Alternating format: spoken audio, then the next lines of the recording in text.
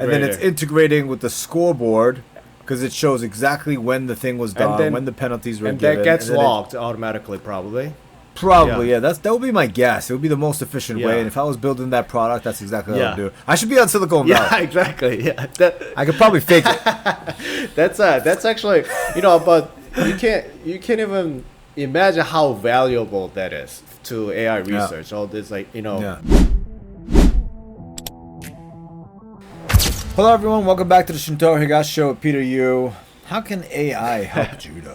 That's what a question. I know, and I think in the last episode where we talk about ChatGPT, some people are joking about, and we joked about too, I guess. Can there be a AI like a robot that can do judo physically with you? I mean, that's like the cool idea, right? But I think that's decades away. But I briefly mentioned that I might do some collaboration with the IJF with my research. So I wanted to kind of tell you guys about that, how that's going.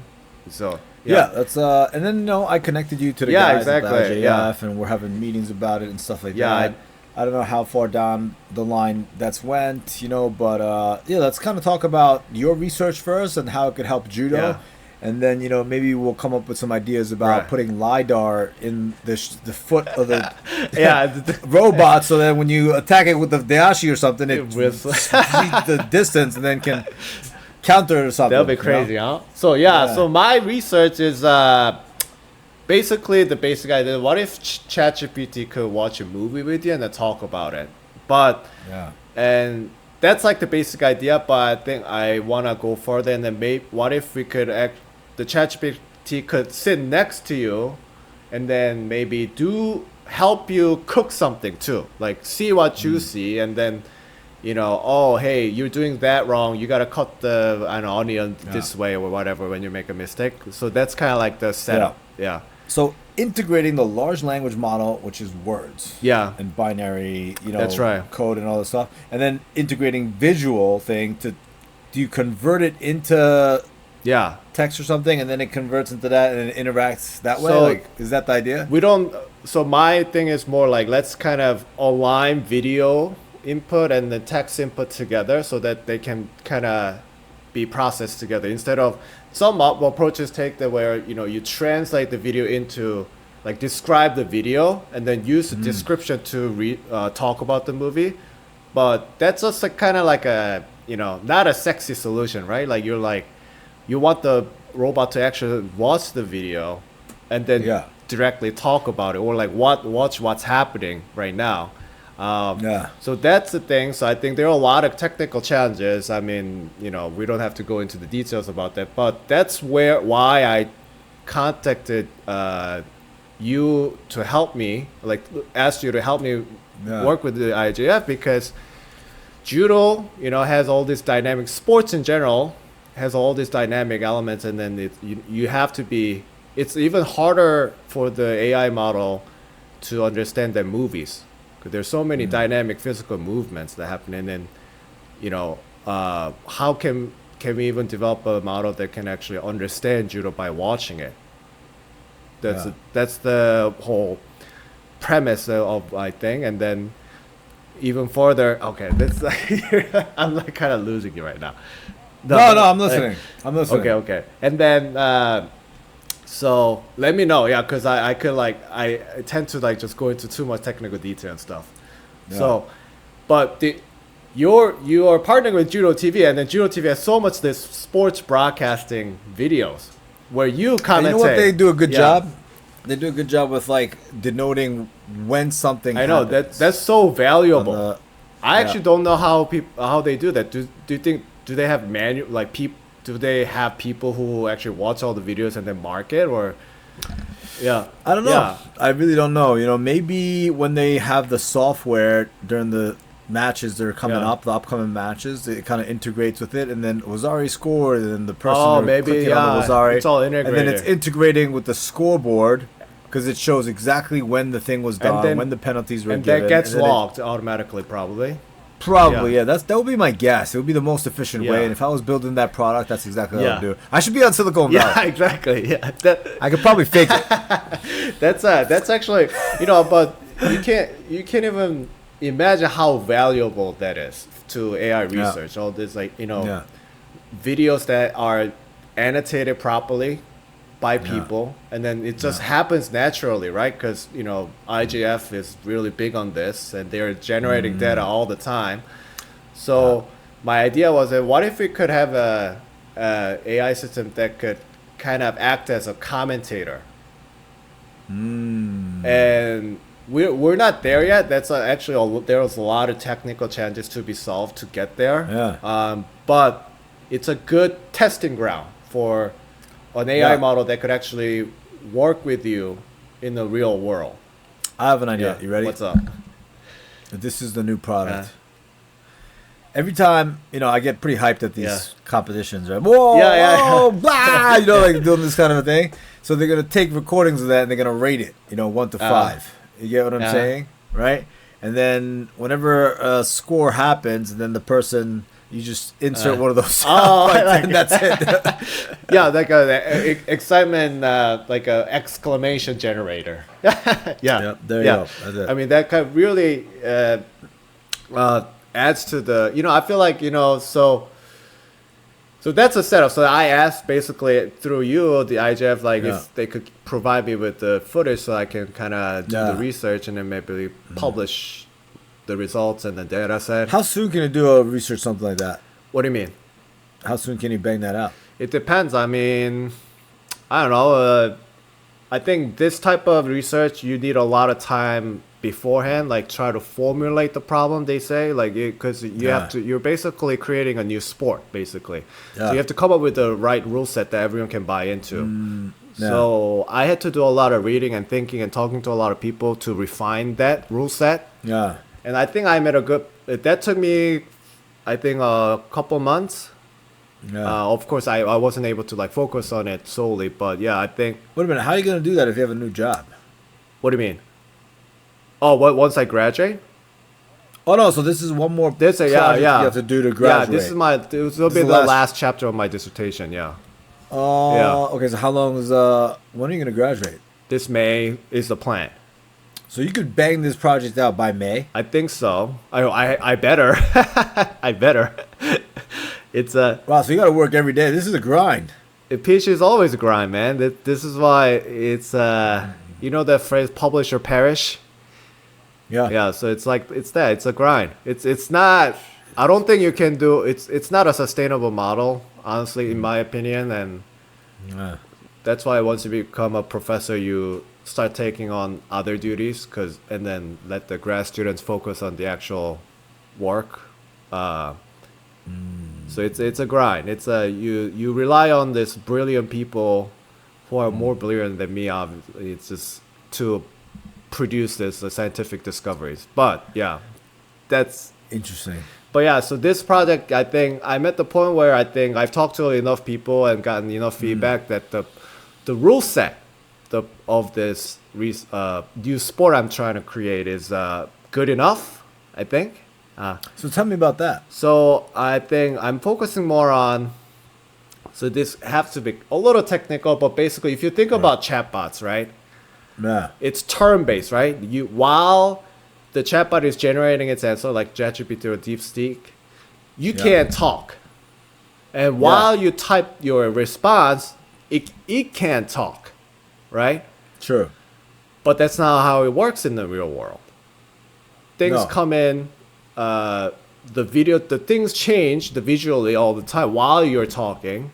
And people might say something while you're talking, like you get interrupted or something like that, right? So currently the model we have are not really able to handle this real-time interaction natively.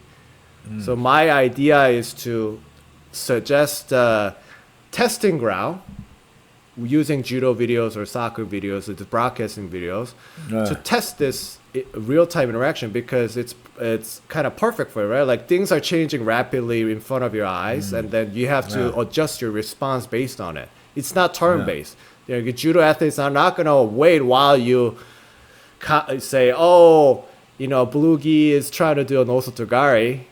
It's going to go for Osotogari, but you have to just say, oh, it might be a fake. So if it was a fake, you have to adjust what you say in real time. Yeah. So I want to set up this environment where people can. I'm going to suggest a simpler approach to maybe address this issue. Yeah. But the goal is that by proposing this type of setup and with the data set, people can work on this problem. Interesting. Yeah, like they can propose. Okay, so how does this benefit IJF? So I think there was like a Matthias that I talked to. I think he's the head of IT infrastructure. I think. Yeah. He's sharp guy. I work with him when I'm. Good. Yeah, we're in the same. Booth. Okay. Awesome guy. I had a short meeting with him, and we talked. I explained what I just described to you, and he's very excited, and he was thinking about. So I thought maybe how not all matches are commentated right now, because you can. Yeah. So I think there's no way we could replace all the commentators. So your job, because you want the human touch. So I think for the finals and the important matches, we'll still have professional commentators like yourself to commentate, but if you think about the qualifying rounds where you just can't physically there are multiple matches that are going on and you just can't commentate everything. Right now we have 3 mats going at once simultaneously, and then we decide, and usually the rule is whatever championships rounds that's the furthest gets the first dibs on it, right? And then sometimes, I see an American, I'm like, let's go to mat number 3. And then Frank was like, dude, that's like the loser's bracket. You can't go there. But he'll let me do it. I see. You have some say, huh? Yeah. Yeah, we're just, jumping around, and then, you can pick your favorites too, right? It's like, oh, this guy is going to be on mat 1 in this quarters, but that's a round of 16. But, he's Japanese and he's a rising star, and I'm sure everyone at home wants to see that guy. Let me go over there.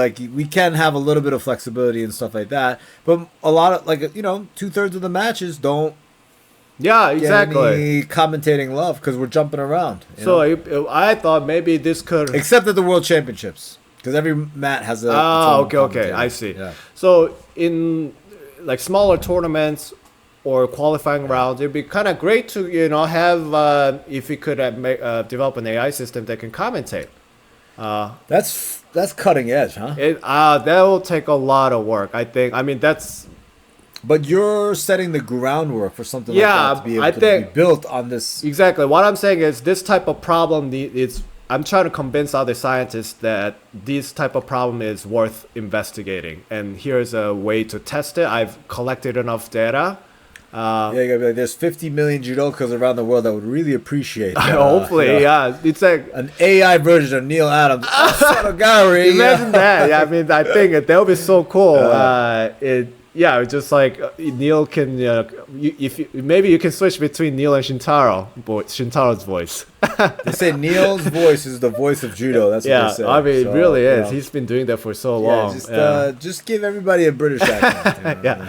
And so there's that, and I was like, I talked to Matthias about this because he was curious about the applications, and his suggestion was also very interesting. It's a live translation of commentaries. So right now, Judo TV supports English, obviously Japanese, Georgian, French, Russian. The major Spanish languages, right? Yeah, they do. Yeah. Let's say I don't think Korean is supported yet, but imagine a system that runs alongside you. So while you're commentating in English, your voice gets translated into Korean or whatever language of your choice, and then comes out of your voice while you say it live. So something like that. I thought that was very cool. I mean, that'll be it would be a feat to pull that off, but so things like that. So I mean, that's the vision. Nice. And also this will also has other although I'm using sports broadcasting videos, but this has some implications into autonomous vehicles or robots and or like wearable headsets, and because they all have all these settings have similar concerns. They're real-time interactions that things change around you while you're saying something. So that's the idea. Interesting. That's awesome. Yeah. And then so you have another meeting lined up with those guys? So I sent not yet, but I did send him. Matthias asked for like a little proposal, a page proposal, so that he can talk to the higher ups. So I sent him that, and we'll see what happens. I'm hoping that I just need access to the videos and the annotations that you talked about, and we'll that'll really help me. And I think judo is a very unique sport because a lot of times people are only focusing on like team sports like soccer in this area. That's true. But I think judo offers more because there are only two athletes, and then it's more granular. I think like the way also each move is all annotated. I know like people get annoyed when judokas are like, oh, is there a hanegoshi, is there uchimara? But the fact that you can precisely pinpoint what the move is very, I think, valuable. For a data person, for sure. They're very data driven. They hired a lot of data scientists, and they use a lot of statistics and math, and I think Visor was a casino guy. You told me. It's just he was like a heavily math based casino dude in Romania, and so he's using that background knowledge to kind of make everything data driven. When they took out the last minute, the women's I remember fight, they were like, nothing happens in that last minute, and then everyone's like, oh, you're gonna cut the women's to 4 minutes and not the men. And they looked at the men's thing and they're like, that's true, not as bad as the women in terms of like nothing happens in the last minute, but men too, they're much less likely to bomb someone in the last minute. If you have 4 minutes to throw someone in the last minute, most of the time it doesn't go that way. Let's just cut it to 4, so very data driven.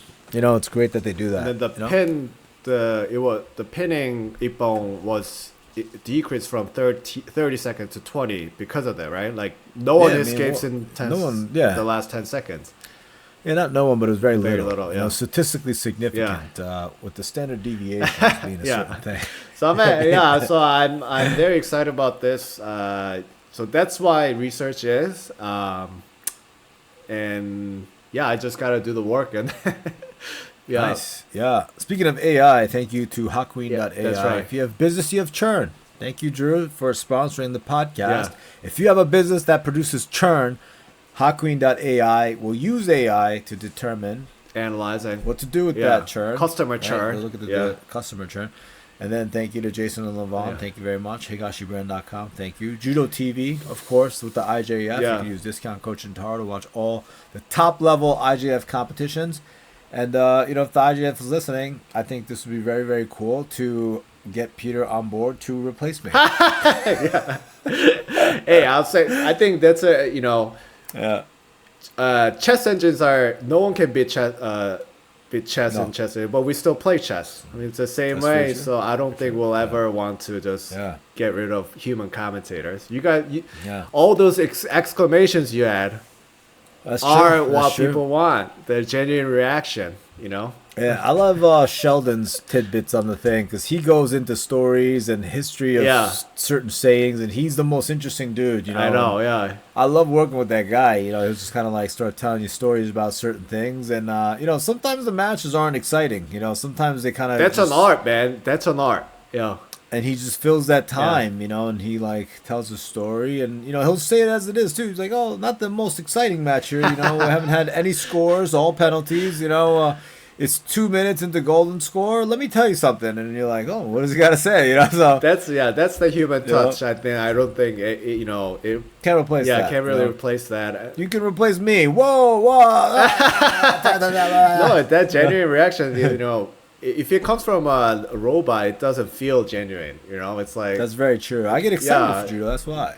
So But and again, like Judo TV, I can't thank them enough, and at least meeting with me and they're talking to me about this, and they are sitting on this. They're doing a great job. This is a unique product. It's big time connector here. I know, it's like you're advancing AI yourself, you know. Yeah.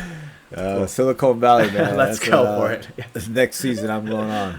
Is that even a show still going on right now? So I think it's over. I gotta watch That's a funny show. So fun. Yeah. All right, cool. All right, man. Thank you, Peter. Thank you, and we'll see you guys in the next episode.